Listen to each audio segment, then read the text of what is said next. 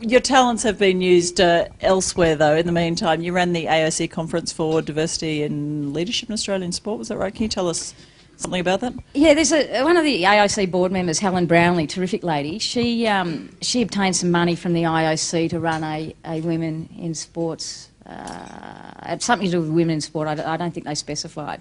So John Coates asked me to get involved with Helen, and they'd sent me over to Switzerland to a women in sport IOC conference, and they had a fabulous speaker there who is a global expert on women in business, actually, and he said that you need men involved in these if women are to succeed, and they have to have mentors and they have to have men promoting because they're the ones with power, which makes absolute sense. So I suggested to Helen that we don't have a women in sport conference because then the men don't come if you call it women in sport. So we changed the title to, I'm giving away my secrets now, to Kate's laughing at me,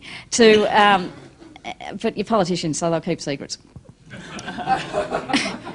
To diversity in Australian sports leadership, and funnily enough, I actually believe in that far more because it's not about a gender balance or about women. It's actually about there needs to be more women on boards. There's no doubt about it.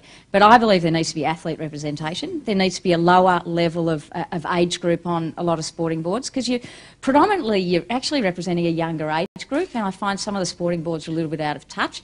And also one thing that I think needs to be addressed at the moment is an ethnic diversity, and we could utilise that certainly on a hockey board. So I think it's not necessarily about women. It is about improving the leadership and a diversity and a board that is in touch with the people it's representing is critical.